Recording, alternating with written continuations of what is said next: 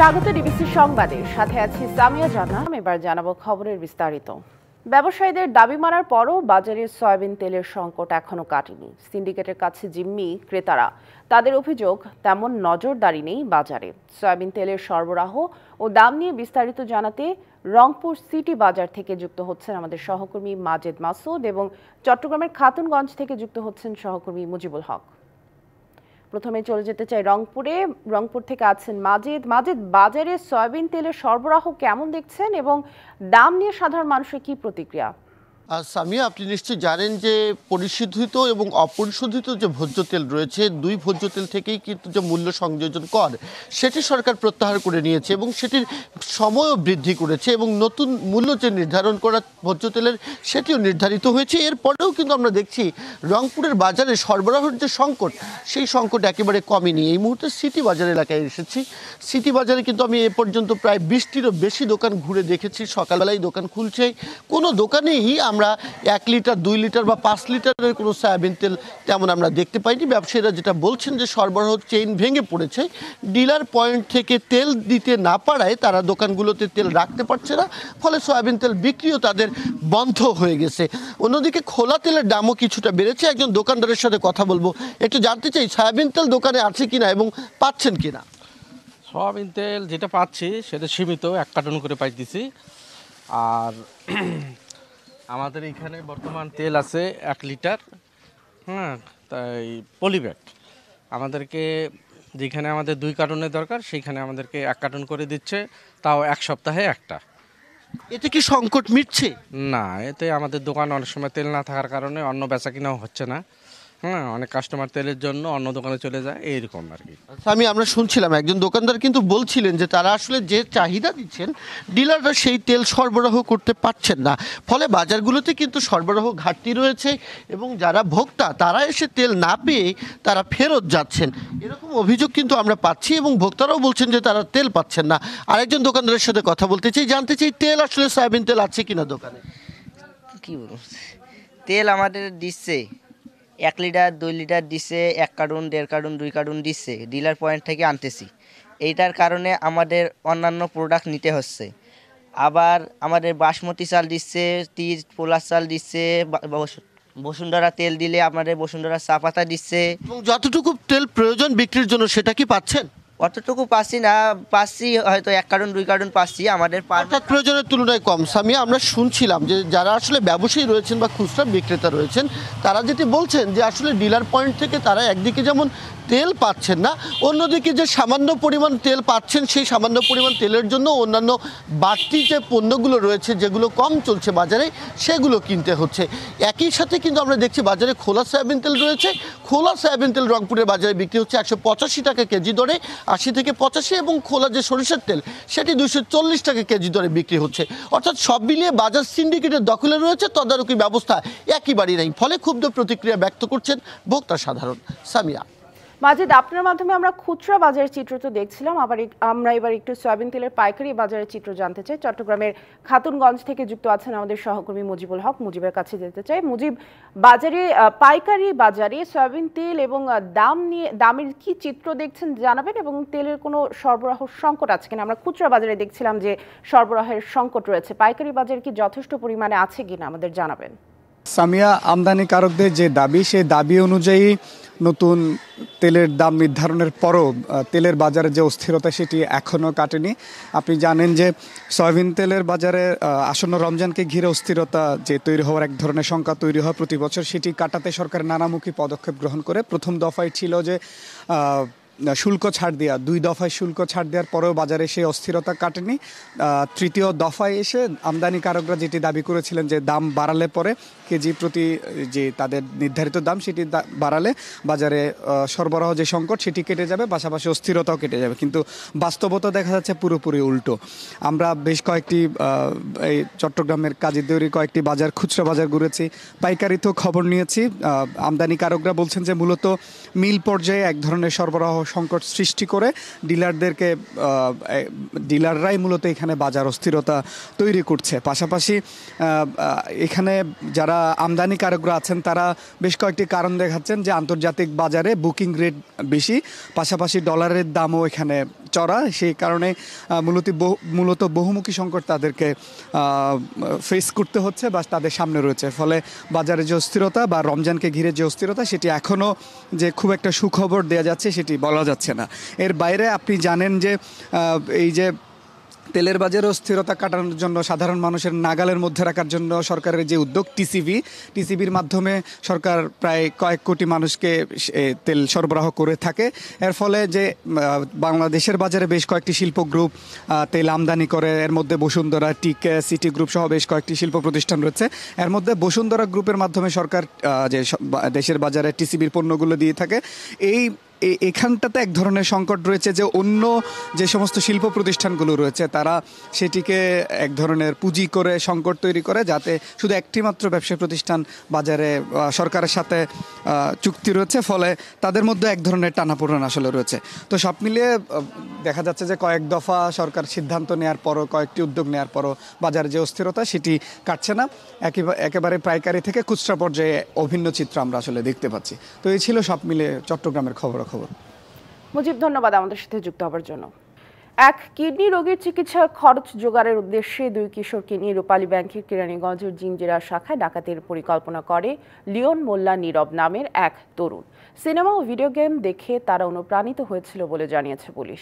এদিকে কর্মকর্তা, কর্মচারী ও গ্রাহক সহ 16 জনকে প্রায় 4.5 ঘন্টা জিম্মি করে রাখার পর আত্মসমর্পণ করে ওই 3 জন। 18 লাখ টাকার পাশাপাশি উদ্ধার করা হয়েছে খেলনা পিস্তল ও ছুরি। তাদের হেফাজতে নিয়েছে আইন শৃঙ্খলা রক্ষাকারী বাহিনী। ওরা বলেছিল যে একজন মৃত্যু শয্যায় একটা রোগীকে, কিডনি পেশেন্টকে বাঁচানোর জন্য তাদের টাকা দরকার, এই টাকাটা তারা দিতে চায়।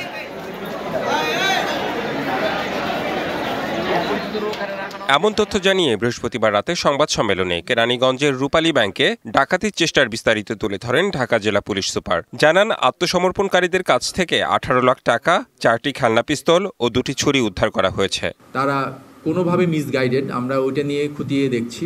আমাদের এতক্ষণ ইন্টারোগেশন করেছি, কয়েকবার আমরা তার সাথে ফোনে কথা বলেছি, বিভিন্নভাবে ওরা যেটা বলতে চেয়েছে সেটা আমরা শুনেছি। এই অনেক ধরনের পলিসি যেগুলো আমরা নিই সাধারণত ক্রাইম জবে, ক্রাইম ম্যানেজমেন্টে, সেইভাবে আমরা কথা বলে তাদেরকে ফাইনালি আমরা কনভিন্স করতে পেরেছি।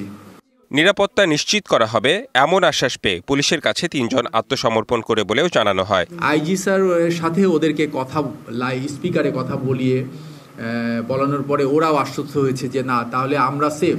আমরা পুলিশের কাছে ধরা দিলে, আমরা পুলিশের কাছে যদি আমরা আত্মসমর্পণ করি তাহলে আমরা সেফ থাকবো, ওদের লাইফে কোনো হ্যাসেল থাকবে না, লাইফ থ্রেট হবে না।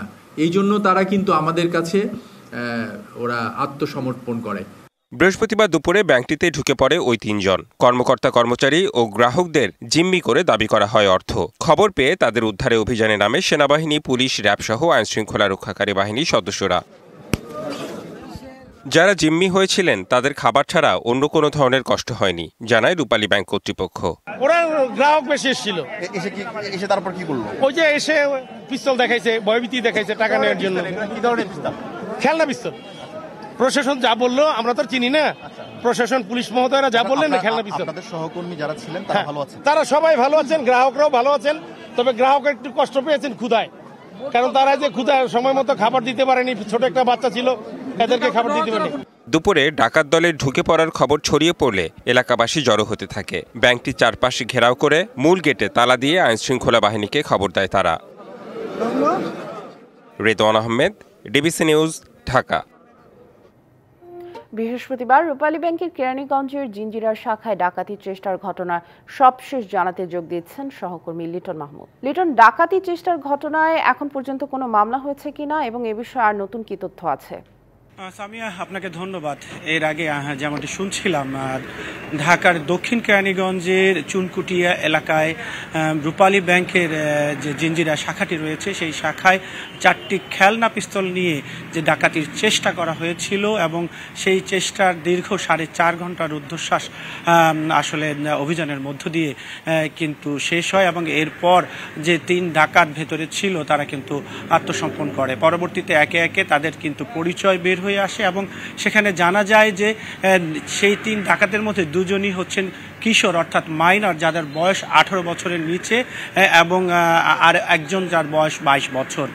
এই 3 জন আত্মসমর্পণ করে এবং এর মধ্য দিয়েই সেই যে ডাকাতির যে চেষ্টা সেটি কিন্তু সমাপ্তি ঘটে। আমরা এই মুহূর্তে দাঁড়িয়ে আছি দক্ষিণ কেরানীগঞ্জ থানায়। একটু আগেই আমি কথা বলেছিলাম দক্ষিণ কেরানীগঞ্জ থানার ভারপ্রাপ্ত কর্মকর্তার সঙ্গে। তিনি আমাদেরকে যেমনটি জানালেন যে গতকাল মধ্যরাতেই অর্থাৎ আজ ভোর রাতেই কিন্তু এই 3 জনকে একমাত্র আসামি করেই হচ্ছে গিয়ে একটি ডাকাতি চেষ্টার যে মামলা সেটি রুজু করা হয়েছে এবং আজ দুপুরে তাদেরকে আদালতে পাঠানো হবে। যেহেতু 2 জন এর মধ্যে হচ্ছে গিয়ে মাইনর রয়েছেন অর্থাৎ শিশু, তাদেরকে কিন্তু যে জুভেনিয়াল কোর্ট রয়েছে সেখানে উপস্থাপন করা হবে। আর অপর একজন যার বয়স 22 বছর তাকে কিন্তু আদালতে, নিয়মিত যে আদালত সেখানে হাজির করা হবে। তো মামলায় অন্য কোনো আসামি বা অজ্ঞাত কোনো নেপথ্য রয়েছে কিনা তাদের কাউকে আসামি করা হয়নি বলে নিশ্চিত করেছেন দক্ষিণ কেরানীগঞ্জ থানার ভারপ্রাপ্ত কর্মকর্তা। আমরা কথা বলার চেষ্টা করেছিলাম যারা এই ঘটনায় ভিকটিম হয়েছিলেন সেই সকল গ্রাহক যে 6 জন রয়েছেন তাদের সঙ্গে এবং যারা ভেতরে আটকা পড়েছিলেন ওই ডাকাতির চেষ্টাকালে যে ব্যাংকের কর্মকর্তা কর্মচারীদের সাথে। তারা আমাদেরকে যেমনটি বলছেন যে এখনও তাদের যে শিহরিত হন, তারা আতঙ্কে তারা হচ্ছে গিয়ে তাদের বুক কেঁপে ওঠে, তারা এখনও ভয়ের মধ্যে আছেন। তারা আসলে বুঝতেই পারেননি যে এরকম একটি খেলনা পিস্তল নিয়েও এরকম শিশু কিশোররা ব্যাংকের মধ্যে দিন দুপুরে ঢুকে তাদেরকে জিম্মি করে আসলে ডাকাতির চেষ্টা করবেন, এটি তারা ধারণাও নিতে পারছেন না। তো এই ছিল আমার কাছে সর্বশেষ তথ্য। সামিয়া। লিটন, ধন্যবাদ আমাদের সাথে যুক্ত হবার জন্য। কন্টেইনার পণ্য নিয়ে আজ আবারও চট্টগ্রাম বন্দরে ভিড়তে যাচ্ছে পাকিস্তান থেকে সরাসরি আসা সেই জাহাজ। এবার এতে আসছে 825 TUS একক কন্টেইনার। পণ্য খালাসের পর 1200 কন্টেইনার নিয়ে ফিরে যাওয়ার পরিকল্পনা রয়েছে বলে জানিয়েছে জাহাজটির স্থানীয় প্রতিনিধির কর্মকর্তারা। গেল 11 নভেম্বর সংযুক্ত আরব আমিরাতের দুবাই ও পাকিস্তানের করাচি বন্দর থেকে পণ্য বোঝাই করে পানামার পতাকাবাহী জাহাজ MV ইউএন জিয়ান ফাজং চট্টগ্রাম বন্দরে পৌঁছায়। জাহাজটি 328 TUS কন্টেইনার নামিয়ে পরদিন চলে যায় ইন্দোনেশিয়ায়। পাকিস্তান থেকে সরাসরি জাহাজটি চট্টগ্রামে আসার খবরে সামাজিক যোগাযোগ মাধ্যমে শুরু হয় আলোচনা সমালোচনা। ভারতেও প্রতিক্রিয়া দেখায় বিভিন্ন মহল। তবে জাহাজটির স্থানীয় প্রতিনিধি আওয়ামী লীগের সাবেক MP ও মন্ত্রী সাবের হোসেন চৌধুরীর পারিবারিক প্রতিষ্ঠান কর্ণফুলীর সহযোগী প্রতিষ্ঠান রিজেন্সি লাইন্স।